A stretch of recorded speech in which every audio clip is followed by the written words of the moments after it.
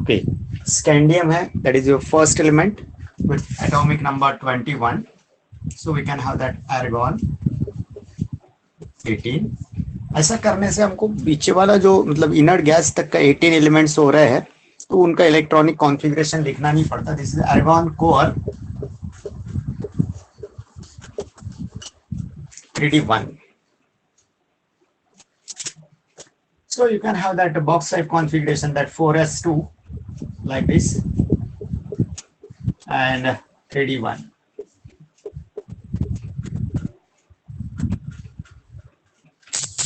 So now this scandium can lose its 2 electron. ये आपका 4s है और ये 3d है. So by loss it can form Sc dipositive. Sc dipositive, scandium का dipositive ion बनेगा by loss of 4s electron. There are 2 electrons in 4s, so it can lose its 2 electron and it can form scandium dipositive ion. If you lose, and in that case the configuration will be 4s0 3d1. Now this is what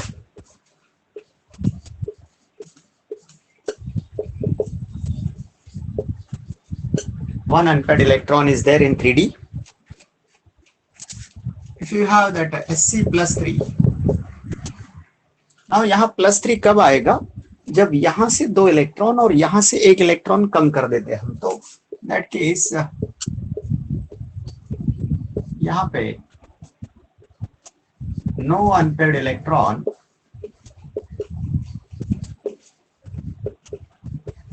in 3d.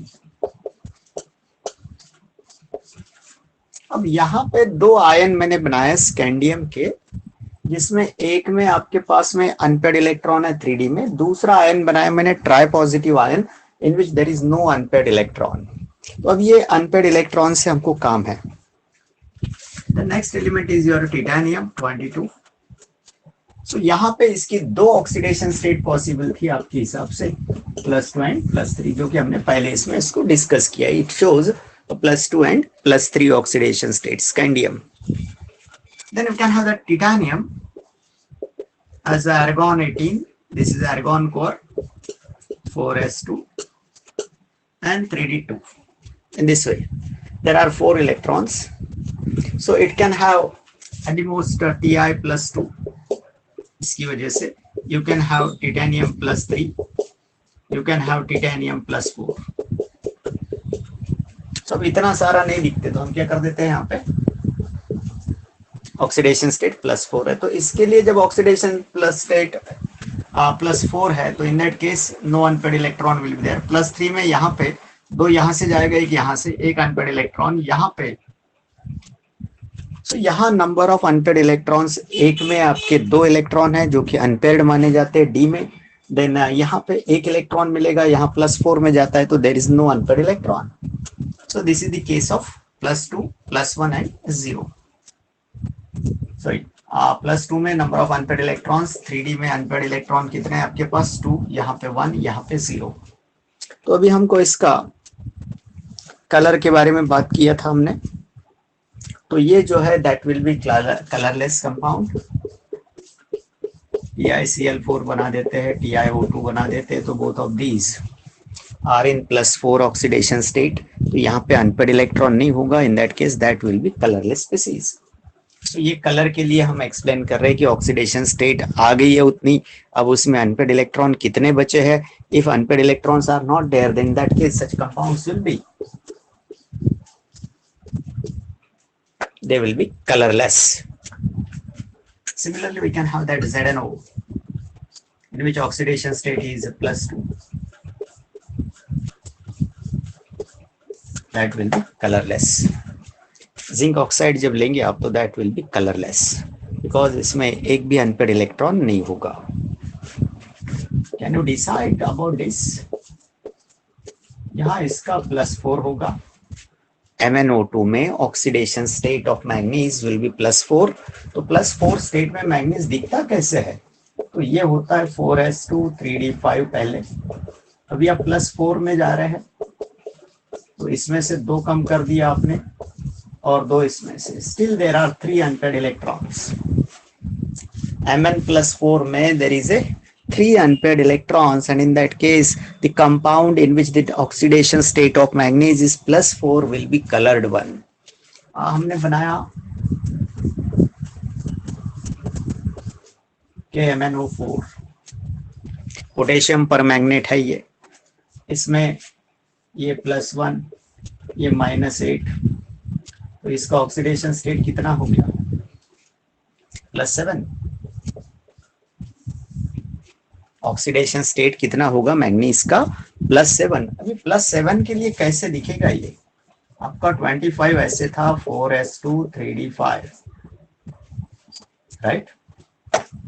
अब आप +7 में जा रहे, ये भी जा रहे, ये भी जा रहे, तो ये 0 हो जाएगा, ये भी 0 हो जाएगा. इन that case that will B Mn+7. So there is no unpaired electron, so this compound should be colorless. So in this way we can have the color of the transition series elements depending on number of unpaired electrons present in the 3d orbital. जो 3d है आपका, उसके अंदर यदि unpaired electron है तो in that case such a compound will be colored. If no unpaired electrons are there, in that case that compound will be colorless. ये compounds है आपके जो कि colorless है. लेकिन इसके साथ साथ यदि मैं TiCl3 बना दूं, इसमें इसका ऑक्सीडेशन स्टेट +3 में अनपेड इलेक्ट्रॉन है, कितना है, +3 में 1 unpaired electron. So in that case that compound will be colored. You got it? Okay. So next term is your magnetic properties.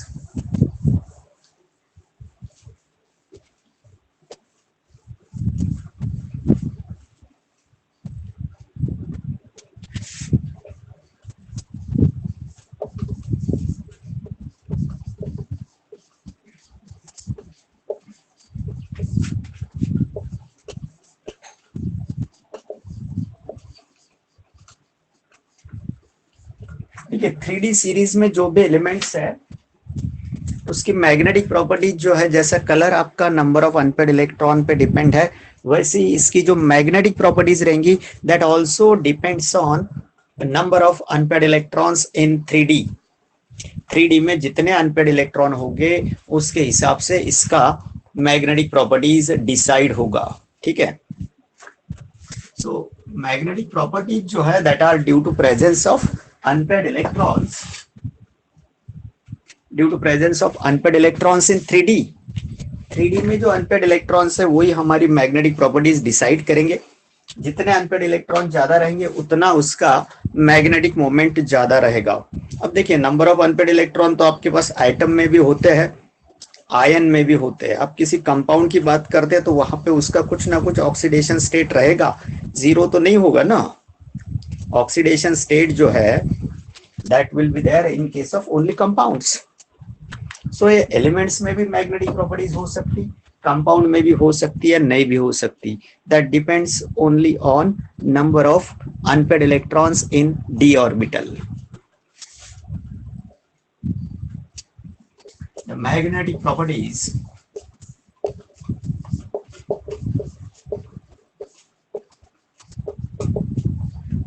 of 3D series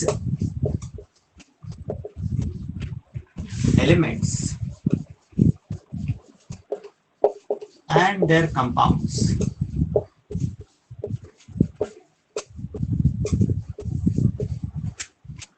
देखिए एलिमेंट को भी मैग्नेटिक प्रॉपर्टीज हो सकती, उसका कोई कंपाउंड बनाते हैं उसमें भी मैग्नेटिक प्रॉपर्टीज हो सकती. वो किसकी वजह से,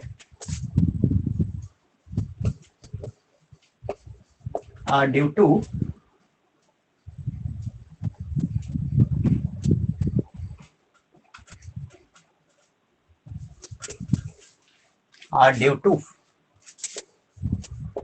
number of unpaired electrons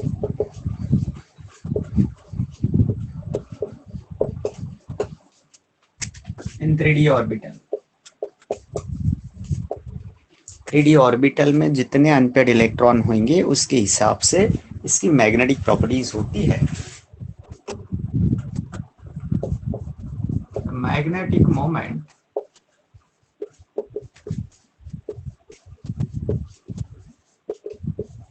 of a compound or element अभी हम दोनों नहीं बोलेंगे, नेक्स्ट पैरा में सिर्फ उसको सब्सटेंस या मटेरियल बोल देंगे हम। अभी बोल दिया कंपाउंड और एलिमेंट। नेक्स्ट जब हम लिखेंगे इसके आगे में तो कहीं पर भी ये दोनों नहीं आएंगे, हम सब्सटेंस बोल देंगे।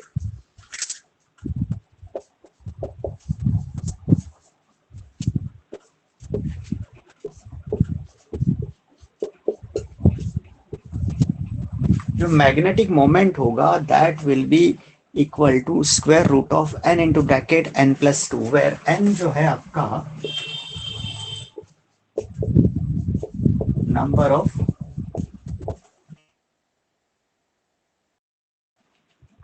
Unpaired electrons in 3D।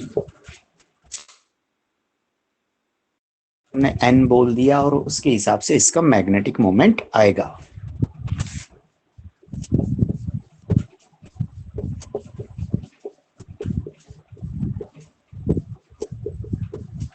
which are attracted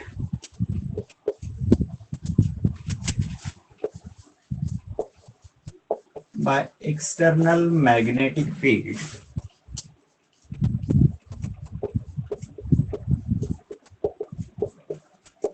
the substances, मतलब वो एलिमेंट हो सकता, कंपाउंड भी हो सकता, which when placed in presence of magnetic field। देखिए दो ह्यूज मैग्नेट के बीच में जो फील्ड होता है दैट इज मैग्नेटिक फील्ड, उसमें इसको रखेंगे तो it will get attracted towards the magnetic field, मतलब इसके ऊपर अट्रैक्टिव फोर्स जो है that will act, so they get attracted in magnetic field।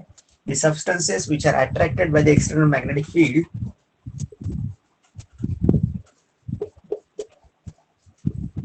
are called as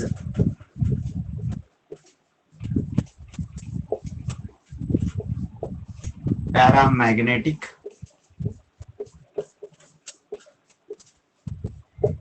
they will be called as paramagnetic, मतलब अट्रैक्ट हो जाएगा मैग्नेटिक फील्ड में, इसके ऊपर अट्रैक्टिव फोर्स एक्ट होंगे तो दैट विल बी पैरामैग्नेटिक।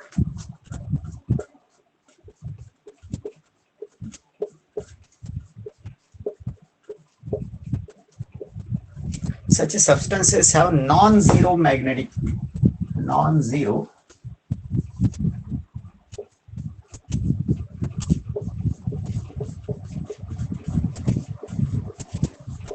मतलब मैग्नेटिक मोमेंट का कुछ ना कुछ वैल्यू होगा ड्यू टू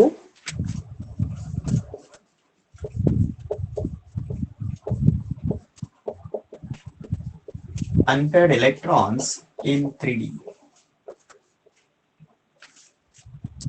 3D ऑर्बिटल में अनपेड इलेक्ट्रॉन है तो उसका some magnetic moment will have that value, particular value non zero, मतलब जीरो से बढ़ के कुछ भी वैल्यू हो सकता। and in that case they get attracted by the external magnetic field, so these are called as a paramagnetic। most of them shows magnetic properties।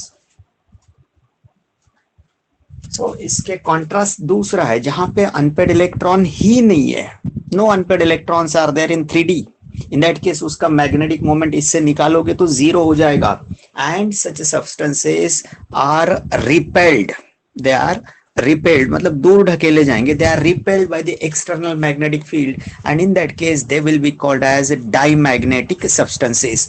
Diamagnetic क्या होता है? That are repelled by the external magnetic field, मतलब magnetic field के अंदर उसको रख दिया तो वो वहां से दूर दूर भागेगा, that is called as repelled by the magnetic field. या ऊपर का मिटा दूं मैं, ऊपर की 2 लाइन हटा दूं? Yes sir. Okay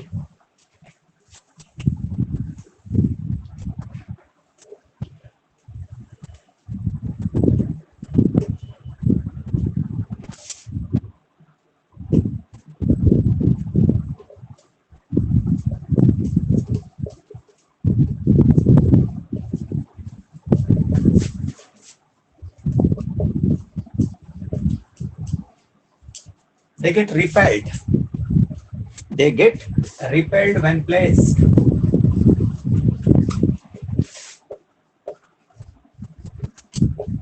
in external magnetic field,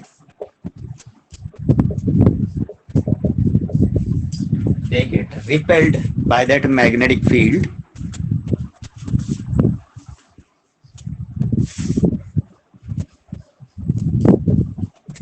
are called as diamagnetic.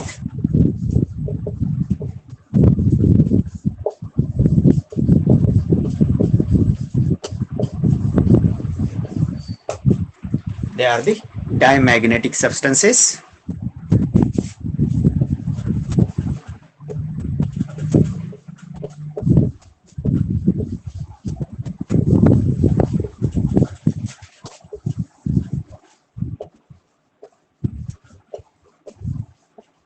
They have the zero magnetic moment.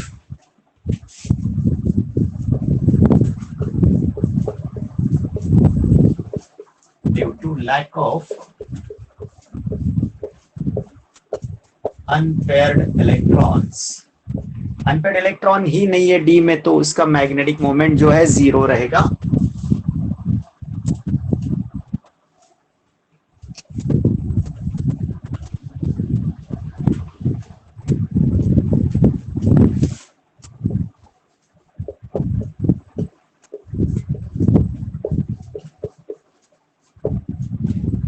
सो जिसमें जैसा कि Ti+4 देखा आपने, TiCl4 में ये कंपाउंड है आपका TiCl4. इसमें ऑक्सीडेशन स्टेट है +4, नो अनपेड इलेक्ट्रॉन यानी इक्वल टू जीरो, तो मैग्नेटिक मोमेंट जो है उसका जीरो रहेगा. And in that case that will B A diamagnetic one. वो डायमैग्नेटिक हो जाएगा आपका.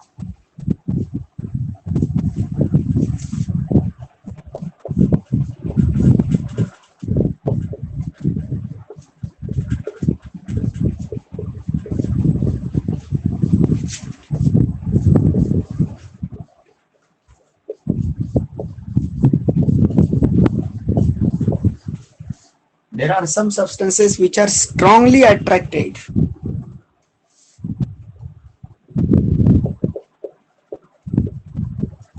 by external magnetic field.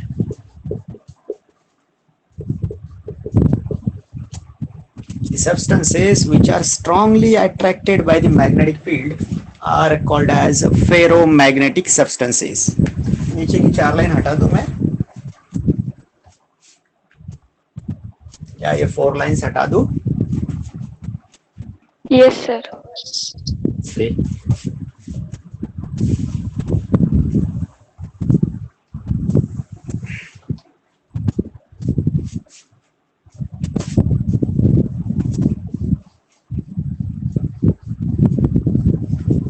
You can have that utility of this in solid state also. जहाँ मैग्नेटिक प्रॉपर्टीज है वहां पर भी ये चीज ये लेवल पे है आपका.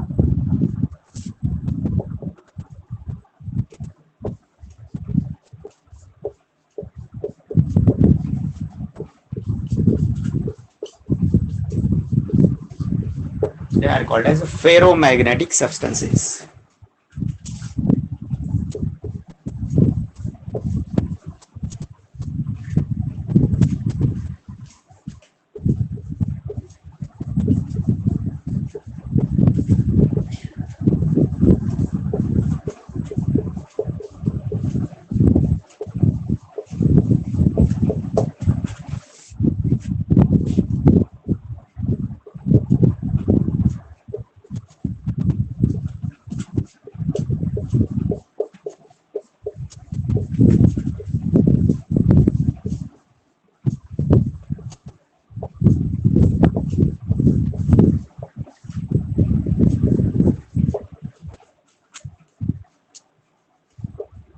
Ferromagnetic in nature.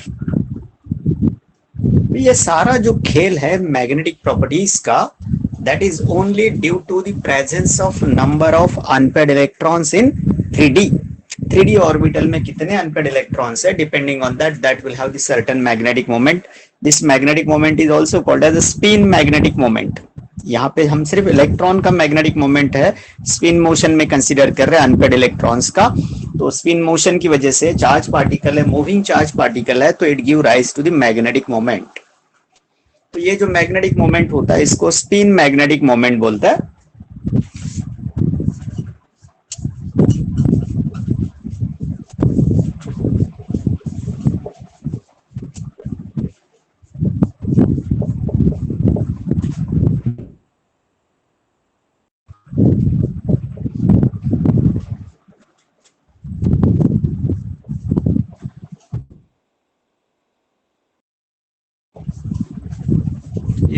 Express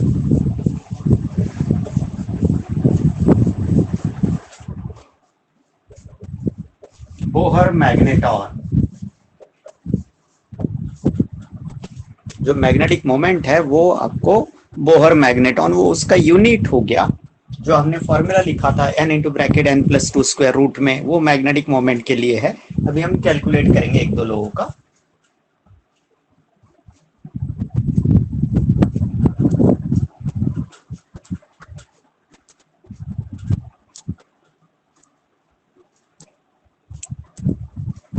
okay.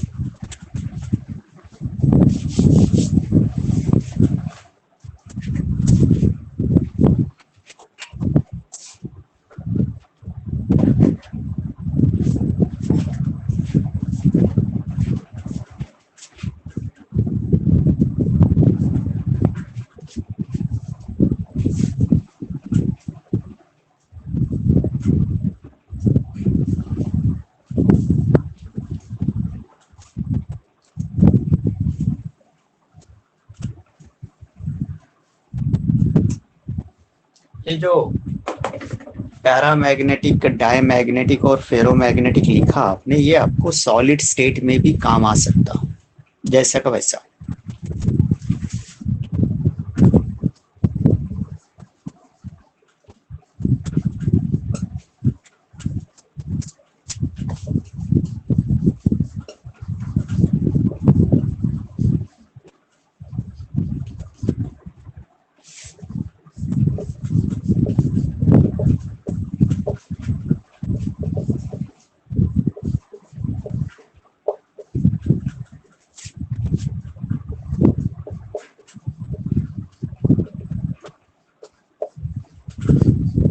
देखिए मैंगनीज का नहीं बोला आपको, manganese in its plus two oxidation state.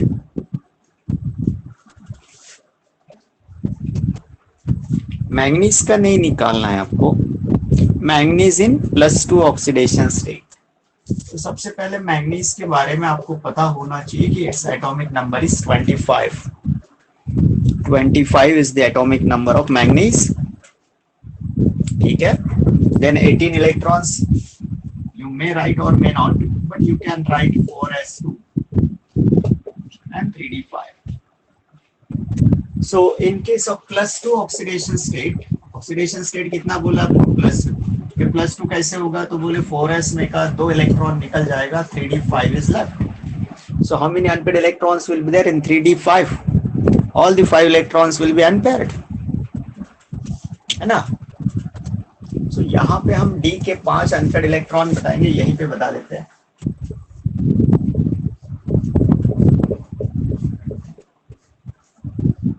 So in this way N can have the 5 electrons. अभी आपको हमने एक फॉर्मूला दिया था मैग्नेटिक मोमेंट का, n into bracket n plus two square root के अंदर। तो अभी आपका n का वैल्यू आ गया, ऑक्सीडेशन स्टेट पर से आपने नंबर ऑफ अनपेयर्ड इलेक्ट्रॉन्स निकाल दिया है, that is 5।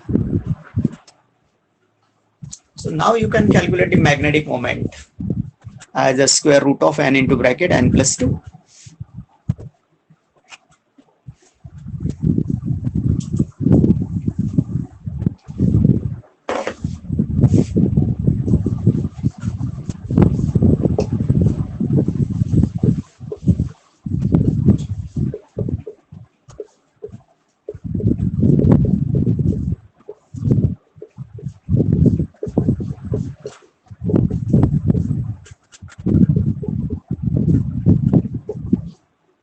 Square root of 35, that is I think 5.91 or 81.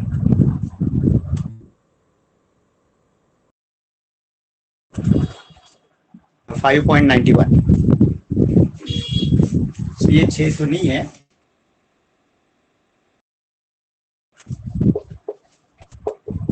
So this is the magnetic moment of manganese in plus 2 oxidation state. 5.916। या 5.91। सो अभी हम दूसरा करा देते हैं।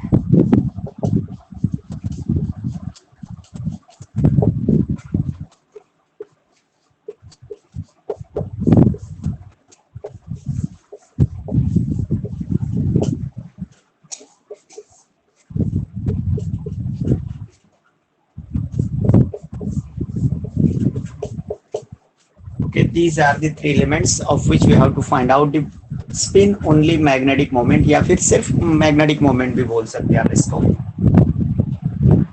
So these are the elements in their oxidation state as a +3, and here it is a +2. So can you find out?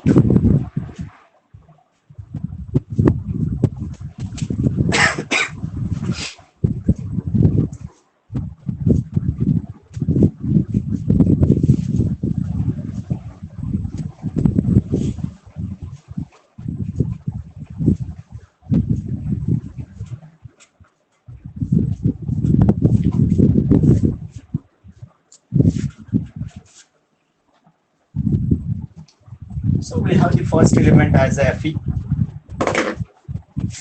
iron, atomic number 26, ये मालूम होना चाहिए. 20 और 26 हो गया. Now it is in +3. +3 के लिए क्या करोगे आप? यहाँ से 2 निकाल दोगे और यहाँ पे again 5 electrons will be there, and all these 5 are unpaired. Is it so? No, it should be like this. So all these 5 electrons will be unpaired. All these electrons will be unpaired. क्या is it possible for all these? No, ये गलत होगा. ये मिटा दो सब.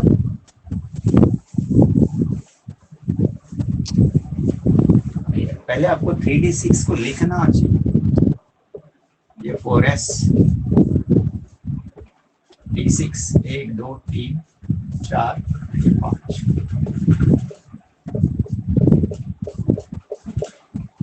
ठीक है.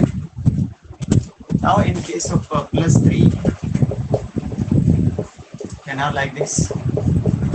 ये नहीं रहेंगे, यहाँ पे दोनों निकल गए. 1 2 3.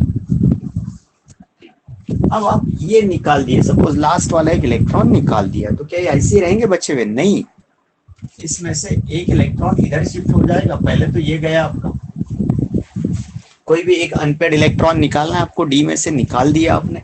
अब जो बचे हैं वो 5 है, 5 में से एक पेड, वो ऐसे नहीं होगा. This will be like this again, right. In +3 n is equal to again 5. तो मैग्नेटिक मोमेंट कितना आएगा? फिर से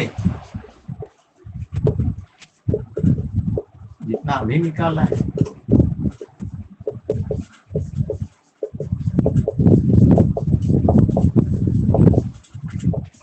अभी जितना निकाले उतना ही आएगा ना.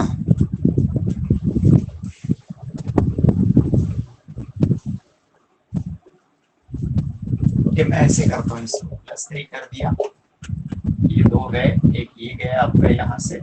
अब ये यहाँ शिफ्ट होगा, ये इस तरह से दिखेगा आपको. Next is your chromium.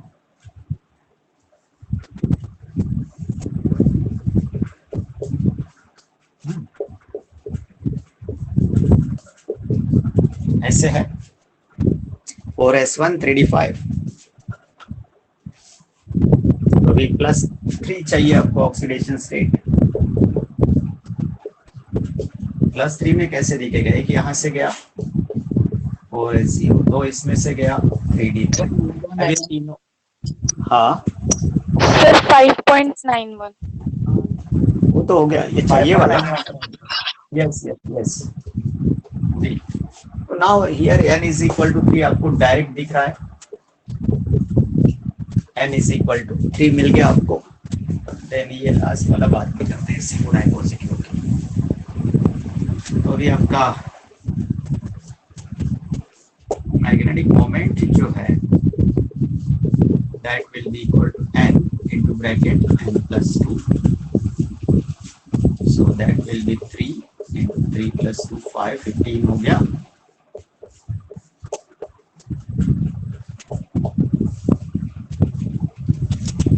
या 4.81 और 85.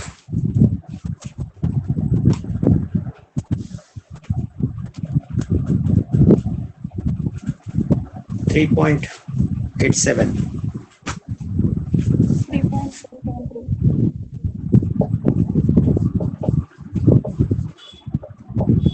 Similarly, you can have that CO dye positive. Cobalt है आपका, जिसको +2 में रखना है. और फिर अनपेड इलेक्ट्रॉन ढूंढना है, फिर उसको फॉर्मूले में डाल के आपको मैग्नेटिक मोमेंट निकालना है।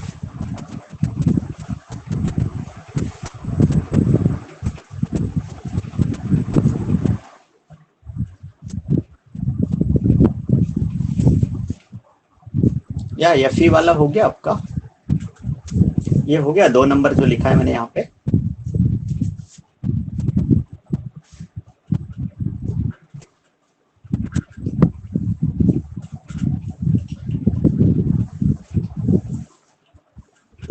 Next is your cobalt plus zinc वाला।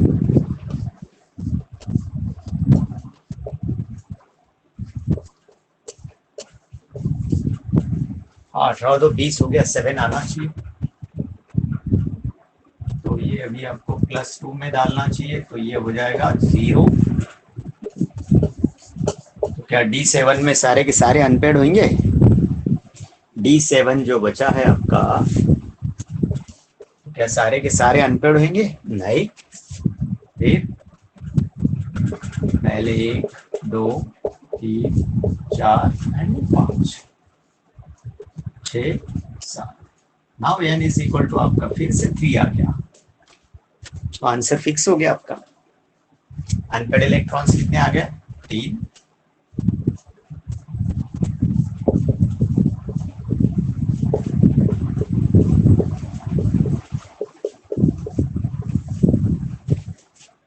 ठीक है, मैं कर दूं यहाँ पे 15।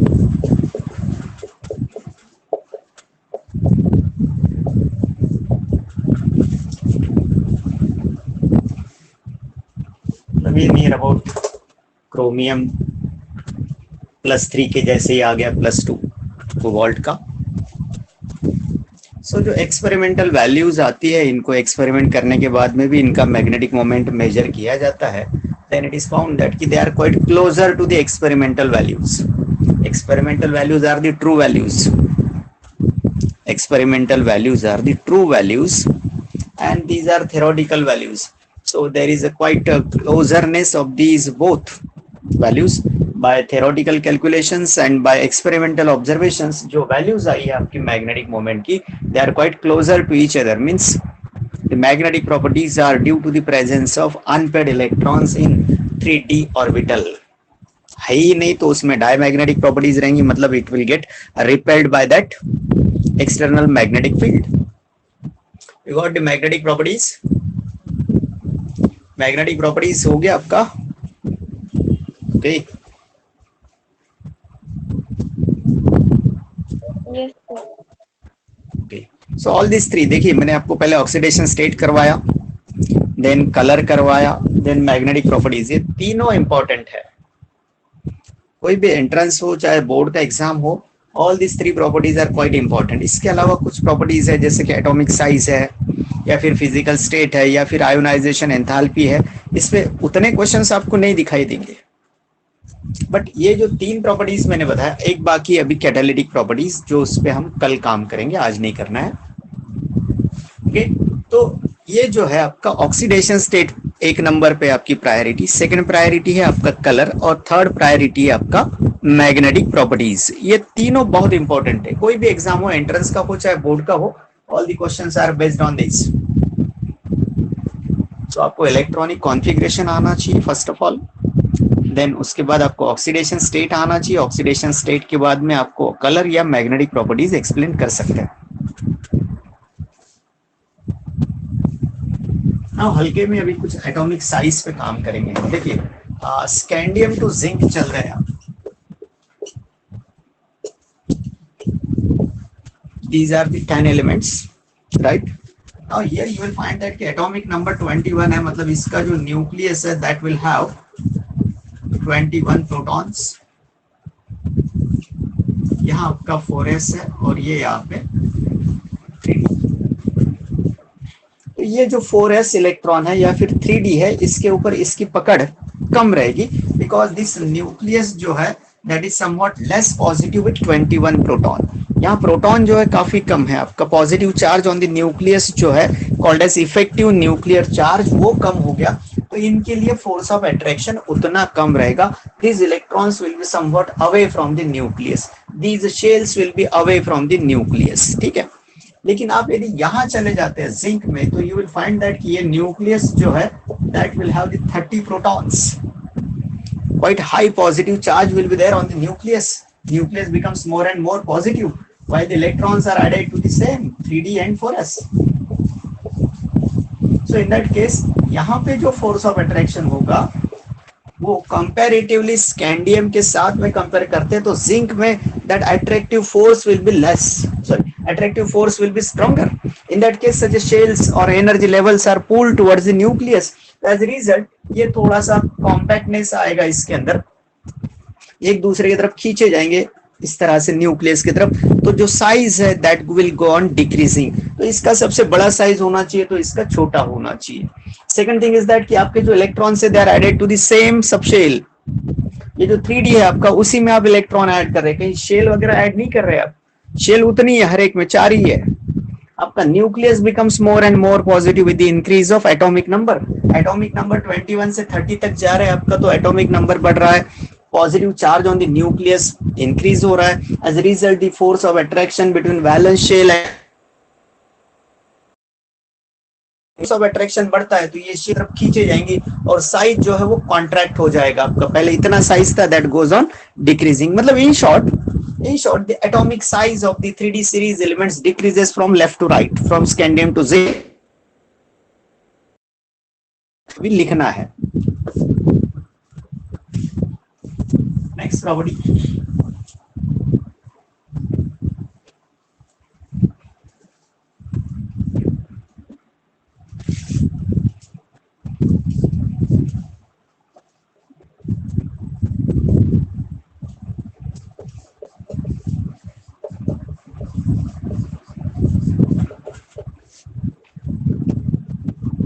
atomic and ionic radii।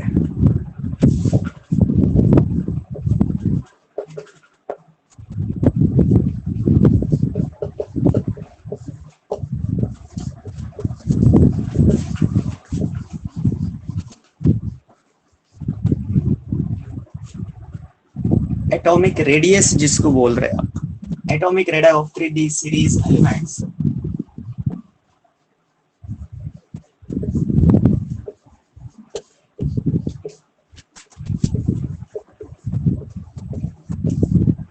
From scandium 21 to zinc 30।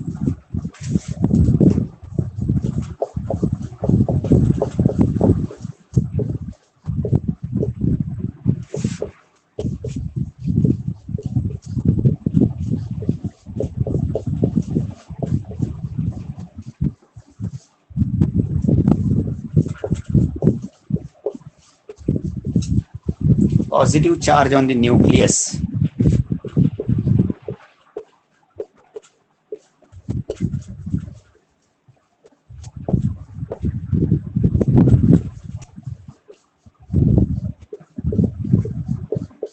जो शेल है आपका इधर थर्ड शेल में आप इलेक्ट्रॉन ऐड कर रहे हैं, मतलब 3D में, या फिर फोर्थ में आपका 4s है तो वहां पे इलेक्ट्रॉन ऐड कर रहे हैं, means you are not adding any extra shell, no extra shell is added here.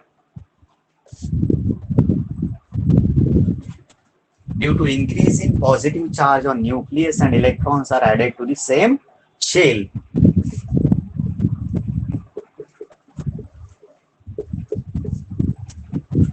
एक तो शेल नंबर 3 में ऐड करेंगे आप, नहीं तो शेल नंबर 4 में, 4s है तो वहां करेंगे, नहीं तो फिर शेल नंबर 3 में मतलब 3D में ऐड करेंगे।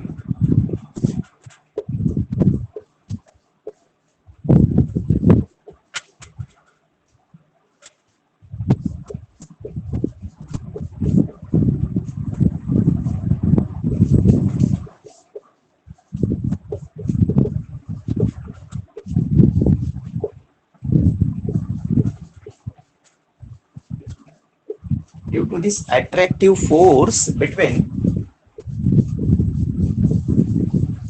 nucleus and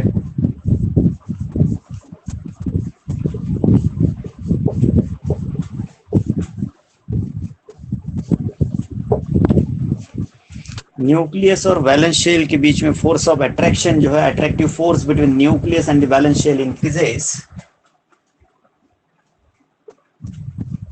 and atomic radius decreases. ठीक बात।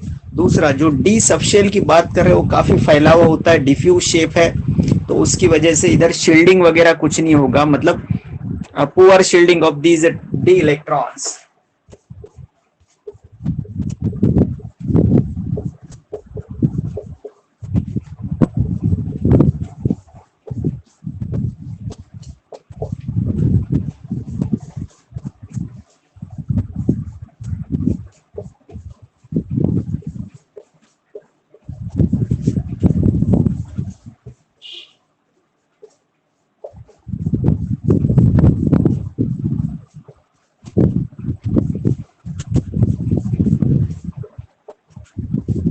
Causes the decrease in atomic radii.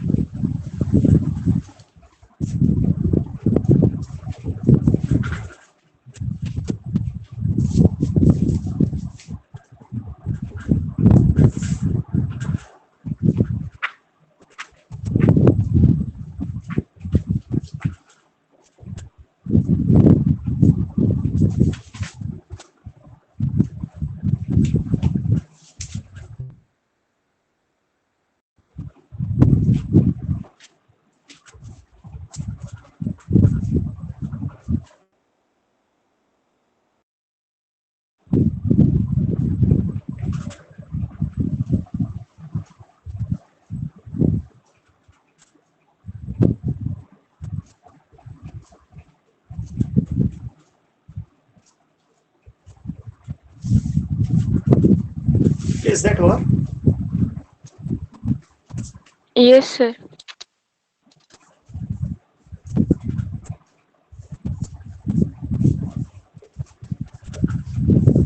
Okay, so minor variation is there in the atomic radius. बहुत ज्यादा मतलब ऐसा वेरिएशन बहुत ज्यादा नहीं है, slightly that goes on decreasing.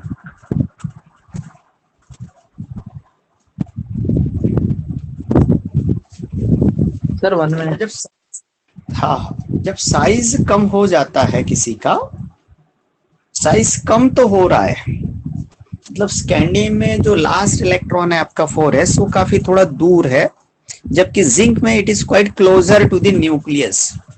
तो जिंक में अट्रैक्टिव फोर्स ज्यादा है, स्कैंडियम में अट्रैक्टिव फोर्स कम है। ठीक है, तो अब ऐसी केस में those electrons are loosely held with the nucleus, can be easily removed. तो 4s इलेक्ट्रॉन निकालने को उतनी ज्यादा एनर्जी नहीं लगेगा इन case of scandium, but in case of zinc you will find that zinc के लिए आप जब 4s में का इलेक्ट्रॉन निकालोगे तो that requires more energy. So such energy required, energy तो लगेगा, इलेक्ट्रॉन को निकालना है आपको बाहर। मोस्ट लूजली बाउंड इलेक्ट्रॉन जो है वो आखिरी शेल में होता है, ऐसे इलेक्ट्रॉन को जब हम बाहर खींचना चाहेंगे तो दैट विल रिक्वायर्स एनर्जी। जैसे एनर्जी आप लगा दोगे, इलेक्ट्रॉन को खींच लोगे तो you will get the cation, means positive oxidation state में चला जाएगा। तो अब यहाँ पे हमने लास्ट ईयर एक डेफिनेशन किया था, ionisation enthalpy. Ionisation enthalpy means what? That energy which is required to remove most loosely bound electron, energy required to remove most loosely bound electron from an isolated gaseous atom to produce cation। ऐसा हमने thermodynamics में लिखा है, energy required to remove most loosely bound electron from an isolated gaseous atom to produce cation is called as ionization enthalpy। तो scandium का आसानी से निकाल दिया, जिंक को थोड़ा तकलीफ वाला काम है, that requires more energy, मतलब जो energy required to remove such electrons goes on increasing। तो आयोनाइजेशन एंथैल्पी जो है that is said to be increases from left to right। तो हमारा नेक्स्ट जो है फिजिकल प्रॉपर्टीज में दैट इज आयोनाइजेशन एनर्जी बोल सकते, आयोनाइजेशन एंथैल्पी बोल सकते, आयोनाइजेशन पोटेंशियल भी बोल सकते।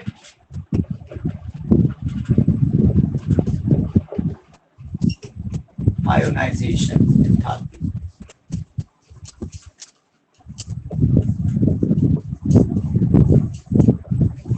हाउ इट वेरीज, इसको ट्रेंड बोलते, किस तरह से कम होते जा रहा है, बढ़ते जा रहा है, व्हाट इज दैट ट्रेंड और gradation.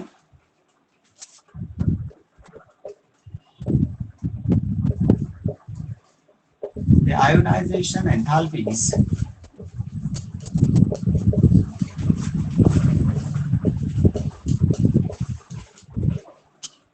of 3D series elements.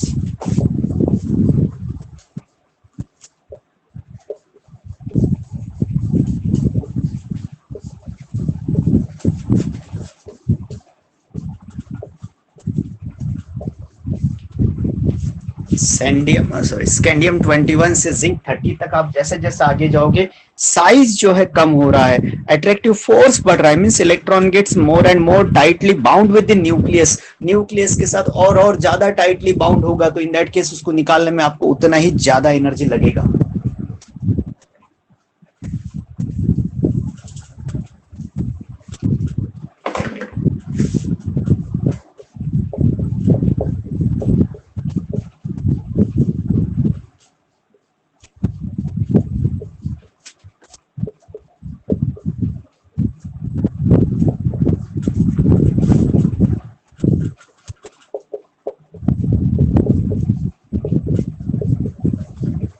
With increase of atomic number. अब देखिए, आप पहला जो 4s में से निकालोगे तो that will B first ionization enthalpy, second वाला निकालोगे वो भी 4s में से ही निकलेगा मोस्टली. लेकिन जब तीसरा इलेक्ट्रॉन निकालने जाओगे, थर्ड आयोनाइजेशन एंथैल्पीज, तो आप न्यूक्लियस के और क्लोज चले गए, तीसरी शेल में आ गए और क्लोज हो गया, तो they have the higher values of third ionization enthalpies.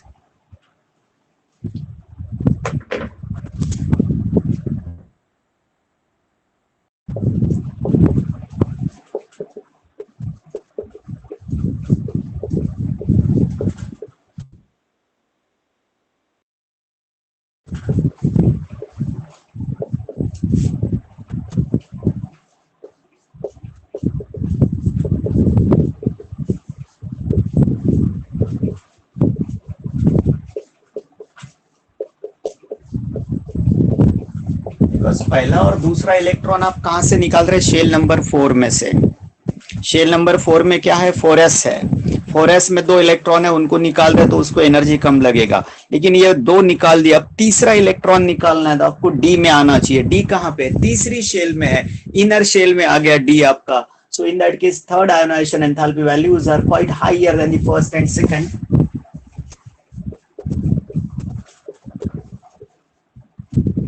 Ionization enthalpies.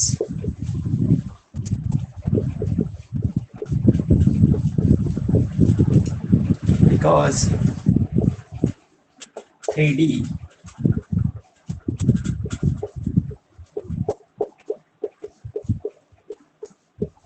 is closer to nucleus and electrons are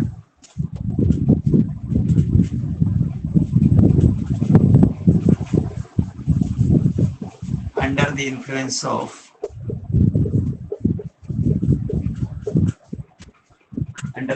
of stronger attractive force.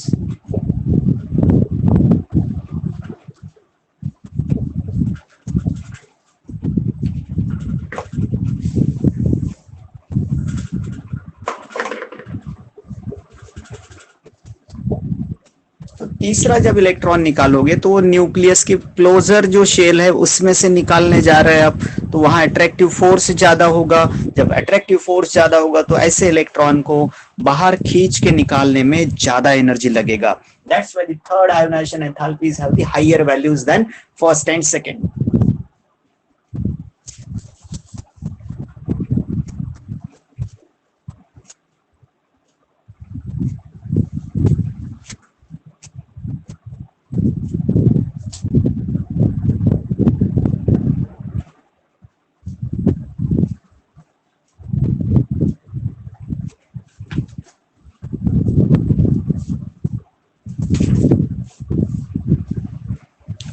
अभी कैटालिटिक प्रॉपर्टीज बाकी है जो हम कल करेंगे.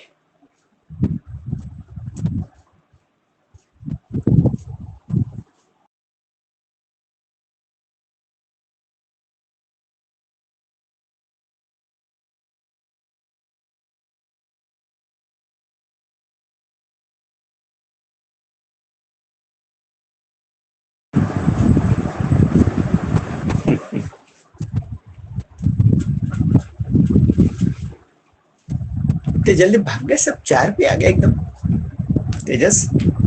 ओके लिख लो पहले।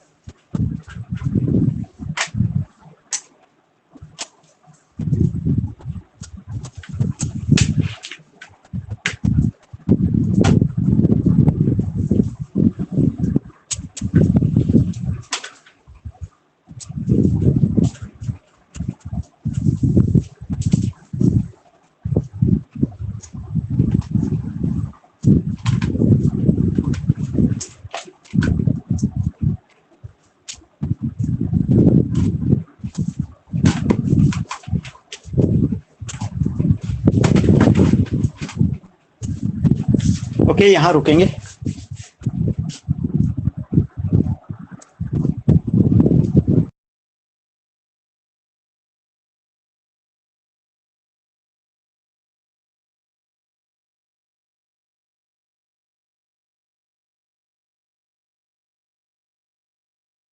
तो काय थांबला आहे ना पहिले. कोण तुझं आहे ना? अबे जाय ना. अरे थांबला कोण आहे मग? अबे असं मी पोर राहिलो इकडे, दुसरा ऍप उघडलेला आहे.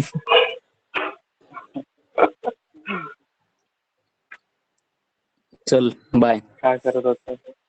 हा हा काही नाही, काय करत होता म्हटलं? अबे तुला व्हिडिओ ऑन कर वरती दिसते. तू तुया कर पहिले. अबे करतोस आहे कसं दिसते पाय ना. नाही मी नाही करत, तू कर पहिले.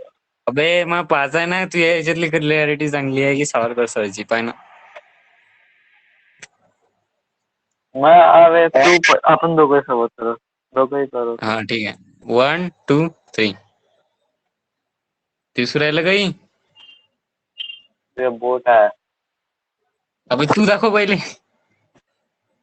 तू दाखव पहिले.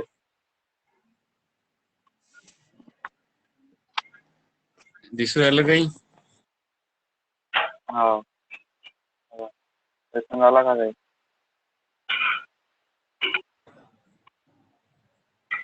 अबे दिसलं होतं का काही?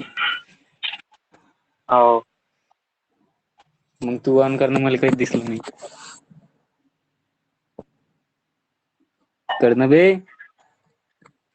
हो हे बा दिसून आला, पंखा काहीच नाही दिसून आलं. आला. ते कुत्रं दाखव मला. ते कुत्रं दाखव ना, पंखा काय दाखवून बाहेर राहिला. बाहेर गेलाय तो. जाऊ दे काठ. पप्पा मी सोबत. मला व्हिडिओ कॉल करजो बरं, मला तुझ्या कुत्रं पाहायचं. बरं चल जाय मग आता. हो चल बाय. बाय. पहिले तू जाय.